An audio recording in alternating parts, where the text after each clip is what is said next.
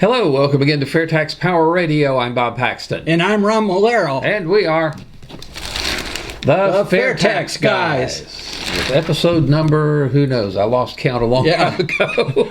I'll know when I get it on the computer. And anyways. But we've been at this a while. Yes, we have. I think, didn't we start in late 14? Something like that. Yeah, it's been a while. We started on started off with podcasts.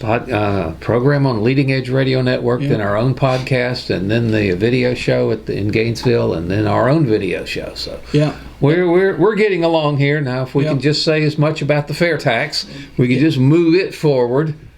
We'll be doing well. But So today, let's see. We got another. Let me do a semi-grassroots report, and then we'll get into the legislative update. Oh yeah, this is some incredible stuff in here this week. Well, I've sort of got a grassroots report. The thing is, Bob and I are recording ahead because of travel schedules. He's going to be gone the week of Thanksgiving. My wife and I are going to be gone the following week, so we have to record in advance. So I've kind of gotten ahead of Jim Bennett and his grassroots report. However, I did get, this is worth talking about. I did get, my wife found this on email, a review of the telephone conference call between the board of delegates of the national group, the Americans for Fair Taxation. And there's one paragraph that I want to bring out. We've talked about this before, about what's going on in Alabama as far as their push for a state version of the income tax. They want to replace their state income tax with a fair tax based consumption tax, sales tax, and that's going to be brought up in next spring. The bill's already pre-filed.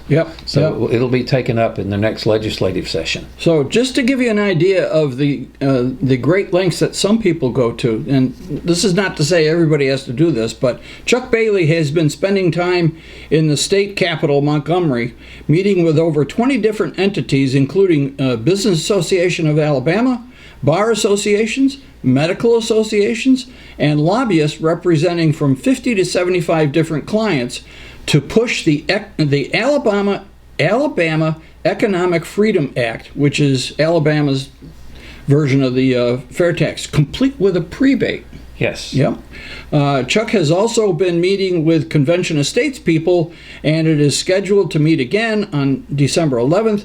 Chuck and these folks will plan out different venues for town halls, which will bring in legislators from surrounding areas. So that's to give you an idea of the lengths that some people go to. I mean, the volunteers in Alabama are very serious about getting a state version of the fair tax, and that's what they're willing to do. If you have anything to report in terms of volunteer work, contact Jim at jim.bennett@fairtax.org. jim.bennett@fairtax.org. And maybe you can be the star of one of his reports. Could be. Yeah. I tell you, a lot of states have sales taxes, but none of them to this point have one that's really based on the fair tax, and i.e. really means that it has a prebate to it. Yeah, that's right. The prebate, again, being they would be the first. The prebate, again, for those who have been living under a rock, is a tax refund of tax that is collected from you that you don't owe, because under the fair tax, you do not owe any fair tax on your spending up to the poverty level.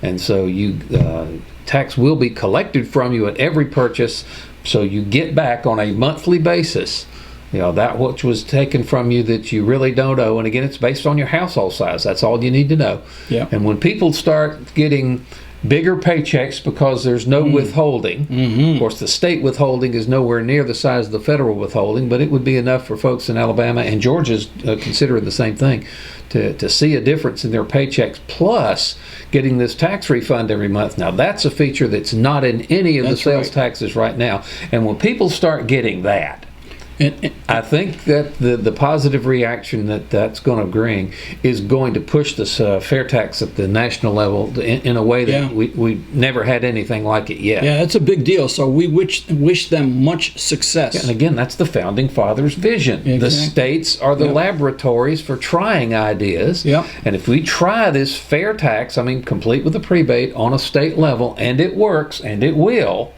then we can say, hey, wait a minute, let's just do that for everybody. Yeah, that's right. How cool would that So be? so we're pushing forward. Even though we're not hearing much about the fair tax in Washington, we're still pushing forward, and this initiative in Alabama is very important. Yes, but we're hearing a lot about changes to the tax code. Yeah. Oh, Yeah. and, So since the last time we looked at this, there have been nearly 30 more proposed changes to the tax code. Again, what we're talking about, you go to Congress.gov, you use their search function, put the words Internal Revenue Code in quotes, and you count how many hits that search brings back. And they've got some real goodies now. I've been a bunch of them, a dozen or more of them were introduced a couple of days ago. Congress must be going away. They're taking their thing. Oh, excuse me. They're taking their recess. So while they've got all this, political circus going on in the House now, they are still in the background filing changes to the tax code. Oh yeah, all kinds of proposed changes. H.R. 5167 to amend the Internal Revenue Code of 1986 to provide a credit for qualified environmental justice programs. Now, I have no clue what an environmental justice program is, but I imagine there's some Congress critters who would just love to have that. I clicked the link, Bob, and to go to the detail The of actual that bill, text of that thing? Yeah. and there's no summary. Because what There's we're looking no at, text. yeah, we're looking at just a quick summary of the title, if you will. Yeah, the title. All we have is the title. So it's up to your imagination of whatever qualified environmental justice programs are, because there's no explanation. But it has 12 co-sponsors.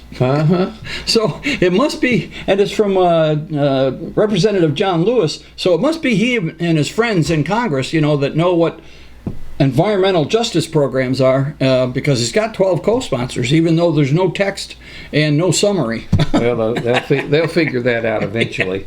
Skip down a bit. H.R. 5163 to amend the Internal Revenue Code of 1986 to provide for a credit for zero-emission buses. Oh. So now they want electric buses as well as electric cars. And right below that, this is a different bill with a different sponsor to amend the Internal Revenue Code of 1986 to provide a credit for zero-emission heavy vehicles. Yeah, now that's getting into the territory where my wife and I used to drive commercial trucks. Last time I looked, buses were pretty heavy.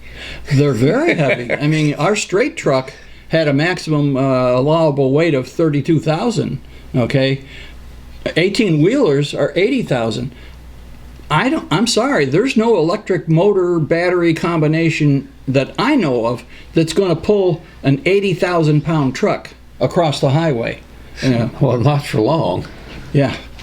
So, we'll try this one. This is H.R. 5161 to amend the Internal Revenue Code to provide a credit for previously owned qualified plug-in electric drive motor vehicles. So now you get a tax credit if you buy a new electric car. And apparently if somebody is proposing, Jimmy Gomez from California is proposing that if you buy a used electric car that you also get a tax credit. Yeah. Can we say social engineering? We talked about that a while back. Yeah. They like their electric cars. But I'll tell you, as a former science teacher, electric cars are not all they're cracked up to be. People think that because you can plug it into the outlet, the electricity's right there. Well, it doesn't come out of the ground. You have to, it's a secondary type of energy. You have to get it by transferring it from something else. Solar energy, you have to burn something to get heat energy, to create mechanical energy, whatever. Even solar energy, or water power. Water power is good, but hydroelectric works well. Most of the rivers in the country are already tapped out, okay? So electric energy has to come from somewhere. And the problem is, and I'm getting a little science wonky here, but in transferring from one form of energy to another, you lose a lot. So electric energy is not, when you look at the total picture, is not a very efficient way to run a vehicle. It's not. Oh. But apparently our geniuses up in Washington think it's a great idea because they want to change the tax code. Okay. Yeah. So there's one of these many proposals to change the tax code. Now, this one has got to rank right up in there with the definition of municipal solid waste as one of the most memorable proposed changes that I have seen. This is H.R. 5150. Now hang on here, folks. This is going to take a while. This says to amend the Ethics in Government Act of 1978, the rules of the House of Representatives, the Lobbying Disclosure Act of 1995, the Legislative Reorganization Act of 1946, the Duncan Hunter National Defense Authorization Act for fiscal year 2009, the Internal Revenue Service Code of 1986, the Foreign Agents Registration Act of 1938, the Financial Stability Act of 2010, and the Federal Funding Accountability and Transparency Act of 2006. They want to change all of those things. To improve access to information in the legislative and executive branches of the government and for other purposes. And that's just the title. Oh, man. That's not the whole bill. That's just the title. That came out of District 5 in Illinois. Representative Mike Quigley come up with that little gem. You know, the point of our legislative update is to demonstrate that the people in Congress can never quench their thirst for changing the tax code. It is constant. Now, hopefully not many of these will become law and actually change the tax code. But you can see they're in there plugging away all the time. There's over 1,200, almost 1,240 changes. In fact, if we updated this, there might be another one while we've been talking about 1,239 hits on that search as of today, when we're recording this on the 22nd of November. Suggestions to change the tax code, proposals to change the tax code in less than a year of the 116th Congress.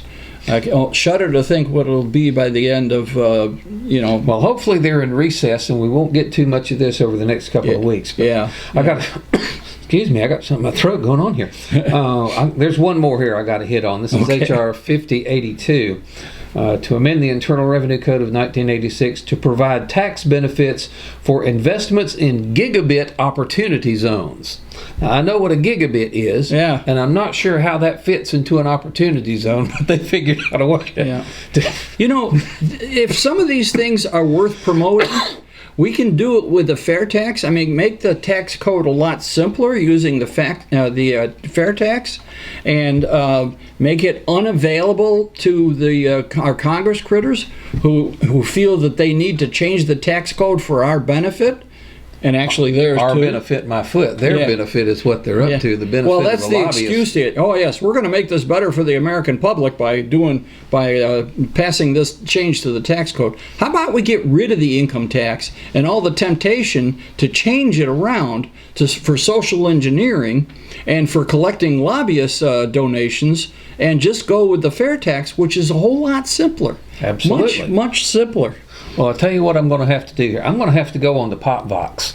And make me a comment about H.R. 5150. There you go. That's the one that wants to amend this whole long list of different things, including the Internal Revenue Code. It's funny you bring up to improve access to information in the legislative and executive branches of the government and for other purposes. That's your cue. Popvox, go.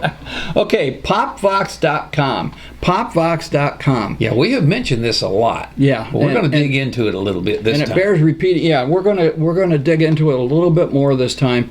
We encourage you to go onto Popvox.com. I'll have the title, the website down below here, because it's a site in which you can weigh in on any proposed legislation. Now, we've always encouraged you to go to H.R. 25, the FAIRtax Act of 2019.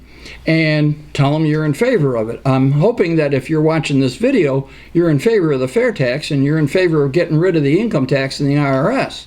And so with your own reasoning, tell them why you think the FAIRtax is a superior form of taxation over the current income tax. And another thing you can do, and this kind of leads us in, is you can take a look. In fact, I looked yesterday for the flat tax. There is a proposal for the flat tax in there. It has 0 co-sponsors. That's this one. Yeah. If you're listening on the audio-only podcast, this is my little 8x8 Rubik's Cube that's not quite as messed up as the 11x11 that does the income tax. But but it becomes the other one pretty quick. Oh yeah, it does. So apparently, nobody's interested in co-sponsoring the flat tax proposal for him. Because the flat tax is the same tax we have now. It's a tax on income. You still have to fill out a tax return and keep all your records. You still have to suffer withholding from your paycheck. You still have to send a tax return to the IRS. It's the same thing we've got now. People talk about the flat tax as if it's an entirely new animal. No, it is just tweaking the system we've got now. That is not tax reform. That's right. The current system started out pretty flat, but it grew pretty quickly. In fact, as we talked about in a previous episode, income tax went into effect 1913. 5 years later, by 1918, they had tax rates from I can't remember the bottom rate, but up to 77% and 56 brackets. That was only after 5 years. Yeah, all right. They started with 7. I'm surprised to hear that. It was supposed to be just a little tax on a very small group of people. Yeah. And, but Steve Hayes made a really good point in the chairman's report here a while back. He says it's really hard to aim a tax at the wealthy, because those are the people who have the resources to hire the professionals to avoid what's being shot at. That's right. That's right. So, anyways, if you go on to Popvox, not only can you look up and indicate your support for HR 25, you can look up any other tax bills and indicate why you don't like them and why they're not a good idea. Yeah, HR 5150. Work on that one. Yeah. Okay, you look that up, and because we wanted to take a look at how things are trending in Popvox. What's going on? Can Popvox tell us about what's going on in Washington? Okay. Yeah, now, real quickly, when we talked to Ted Yoho last time, he mentioned that the congressmen themselves generally don't have time to look at this because there are literally 10,000 bills they've got to work on, but that everyone up there, every congressional representative, every senator has at least one, in some cases more than one, staff person whose job it is to watch Popvox, because that is the way they keep their finger on the pulse of the nation. The things that people are talking about, that's what they're interested in. So it's not only what you actually say about it, it's what the proposals you choose to respond to. And so the ones that get a lot of reaction and get a lot of comments and a lot of thing, the Congress people know that that's what you're interested in.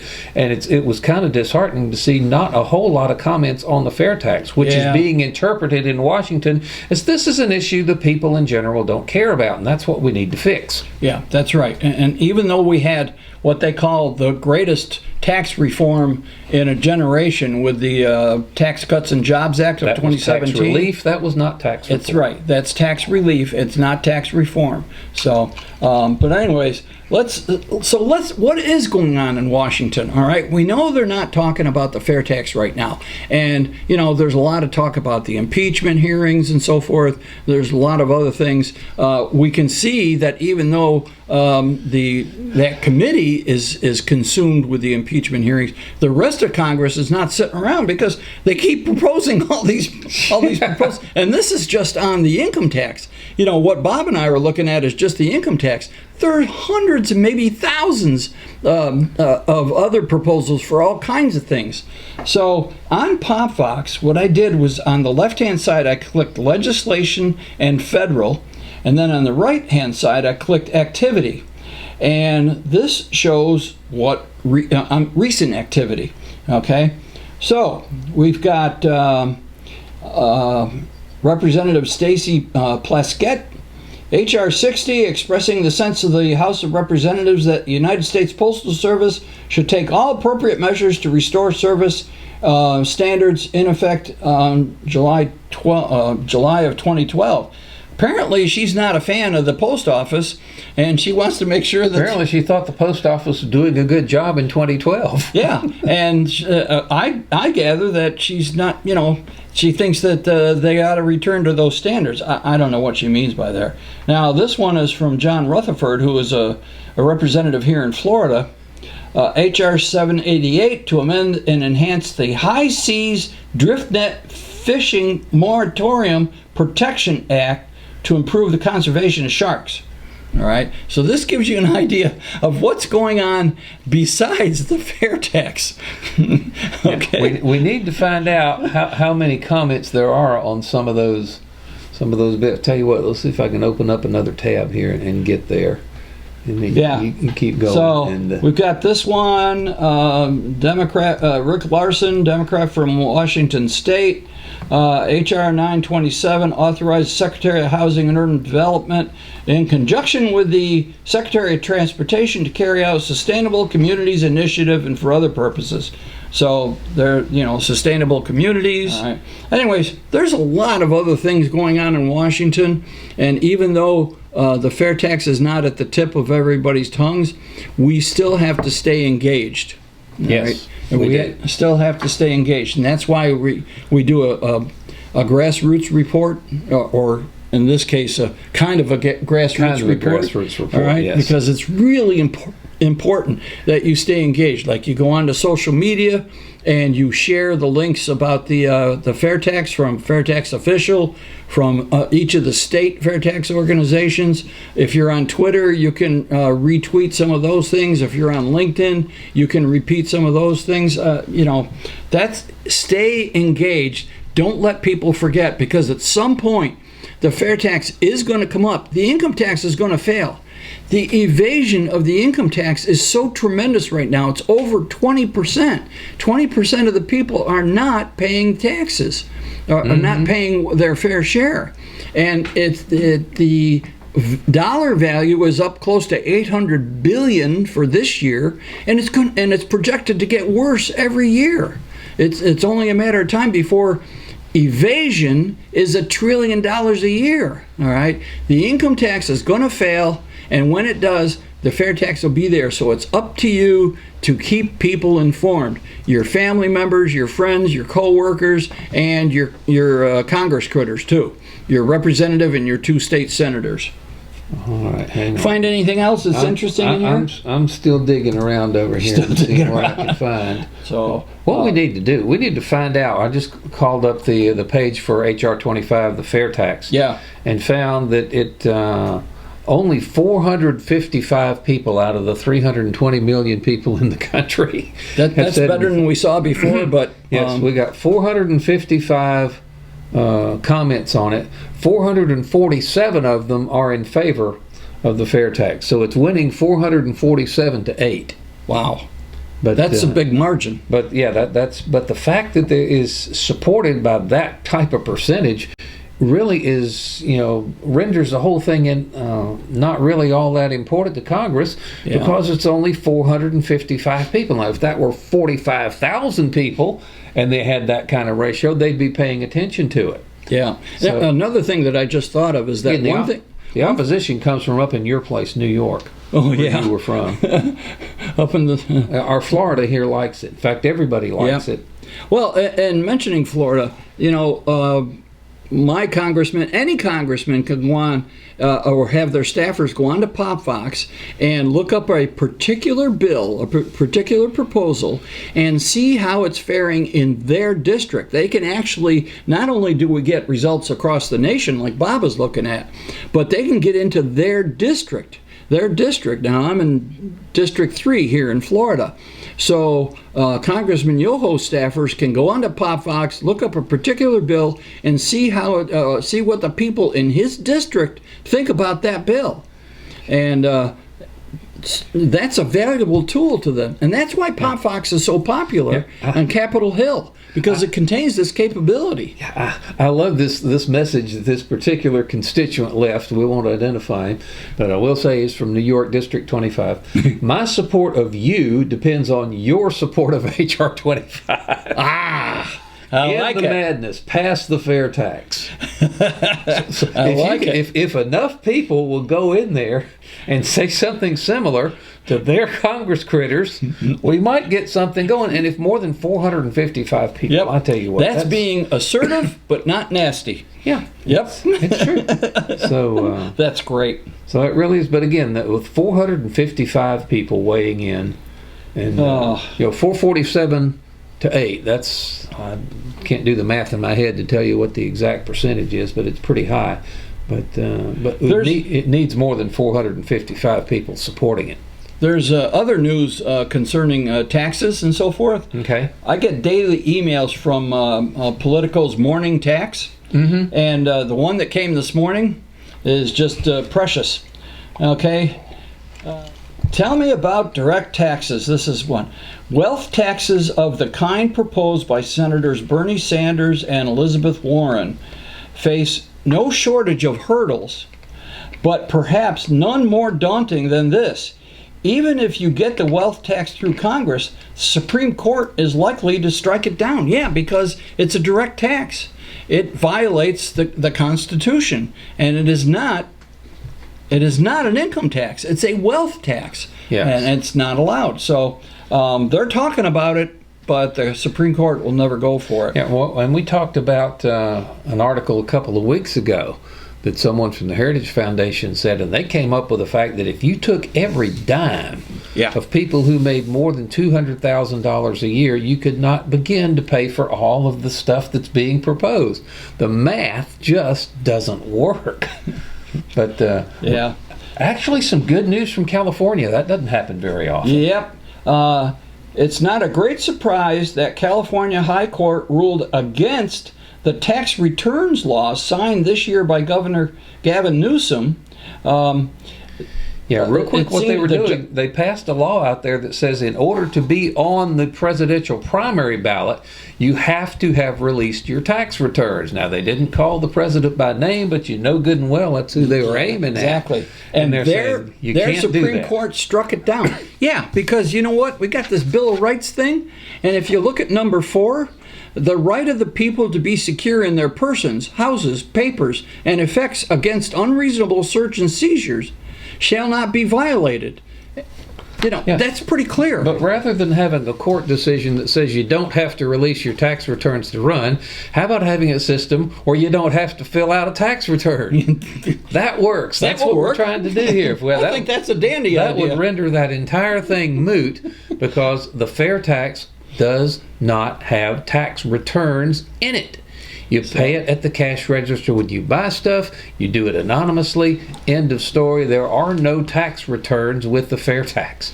There are tax returns with the flat tax, but not with the fair tax. That's right. And you got a couple of minutes to do your logo store thing real quick. Okay. FairtaxLogoStore.org. FairtaxLogoStore.org. My wife ordered some earrings. We don't have them yet. But by the next time, our next recording session, I should have the earrings so we can show you. I dare you to wear them. Yep. So anyways, I'll put a graphic up here. I'll put the image up here so you can see they do have FairTax earrings. And wouldn't it be cool if you were manning a booth, an information booth at an event somewhere, if you put the earrings on? All right, and I'll leave it up to you as to which people want to put those on. Okay. All right, I mentioned this before. Let me give you a clue, not me.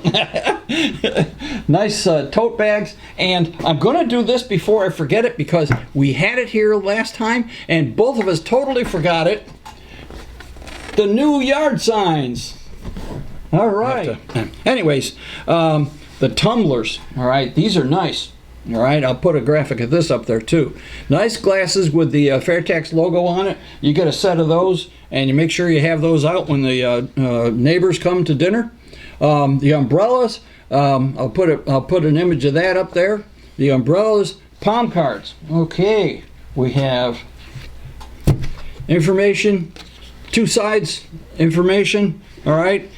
A lot of good information, websites and so forth. When you get one of those political fundraising, mails in your mailbox, a snail mail, that's disguised as a survey, you just send one of those back. Yep. Don't send the survey back. Just send them a palm card. Just put that in there and so forth. Yep. And you can get a batch of them like this, which we recommend. I think this is the only way you can get them anyways. All right. So, and the prebate cards, which I just happen to have in the pocket of my FairTax shirt. You got them this time. All right. Yeah.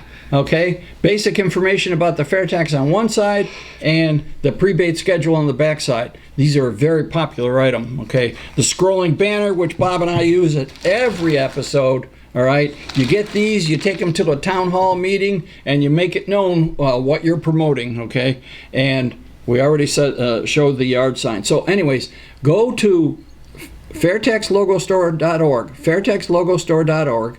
Peruse through. There's a lot of other stuff besides what I've mentioned here. There's a lot of ways to show your support for the fair tax, and we ask you to do this. Okay, so, and my watch is telling me that our time is up. Anyways, so it's important. I mean, my wife often says we need to make the fair tax logo as common as the golden arches. That sounds good. All right, and everybody knows what the golden arches is, okay? And we need to make the FairTax logo just as popular and well known as the golden arches, and that's the way we'll get this thing passed. Okay? Yeah, real quickly, we'll encourage folks to send us an email, thefairtaxguys@gmail.com, or leave us a question or comment on our FairTax Guys Facebook page. If you give us a really compelling question, we'll bring it up here on the program. Yep. Until then, that's going to wrap it up. Our website. Oh, go ahead. Oh yeah, FairtaxGuys.com. If you know somebody who's not on social media, tell them to go to FairtaxGuys.com. They can watch all our videos there. Okay, we can go now? Yep. Okay, thank you for watching and listening to FairTax Power Radio. I'm Bob Paxton. And I'm Ron Malero. The FairTax Guys reminding you again that the fair tax is the only truly fair tax, and once you understand it, you'll demand it. So tell me, how could I pay less taxes? Less. Yeah, I'm trying to get ahead, so how can I pay less? Well, I suppose you could pay less taxes by earning less money, or you could give to charity. How is that going to help? Actually, I'm not supposed to tell you this, but if you know the right people, okay, or if you have a really good lawyer, you can usually get around the big ones. If I may. Under the fair tax, to pay less taxes, you would simply consume less. You would control how much you pay and when you pay your taxes simply by choosing what you purchase and when you purchase something. So I could stay focused and get ahead. Exactly.